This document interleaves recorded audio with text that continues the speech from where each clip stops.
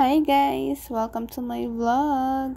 Valentine's nga pala bukas, kaya eto, nag-hire yung company namin ng gagawa ng balloon setup. Dahil maaga pa nga, ire-ref ko muna tong baong kong pakwan, tapos matutulog muna ako sa sleeping quarters. Pagpasensyahan nyo na nga kung ganito yung boses ko, kasi hindi pa ako magaling. Masakit pa rin yung lalamunan ko at may sipon pa rin ako. Eto nga pala yung mga locker dito sa may pantry, tapos yung pataas ay yung sleeping quarters ng mga boys. Meron nga rin pala kaming dito microwave oven. Tapos itong tinuturo ko ay yung locker ko.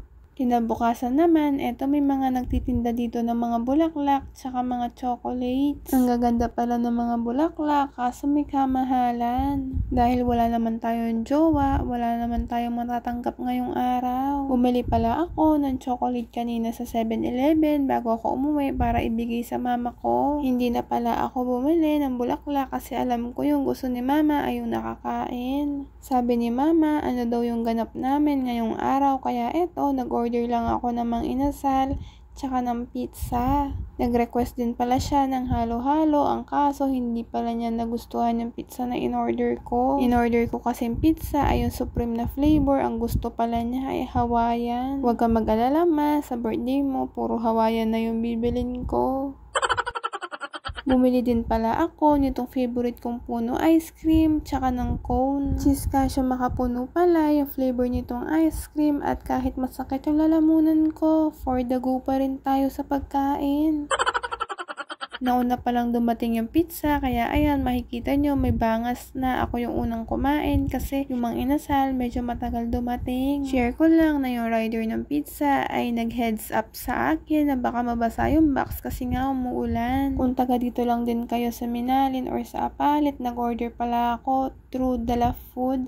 And yung mga inasal ay in-order ko naman sa Grab. 3.1 liters yata yung in-order kong ice cream, kaya hanggang ngayon napakadami pa din. Habang nagvo-voice over ako, nag-crave na naman ako sa ice cream. Kinabukasan naman, natulog ako ng 6 AM, tapos nagising ako ng mga nasa 4:30 PM na. Kaya si mama, nagtanong siya kung gusto ko na daw ba kumain. Ininit lang pala ni mama itong mami at pinaalis ko lang yung egg. Tinanong din niya ako kung gusto ko ng rice at ng mangga.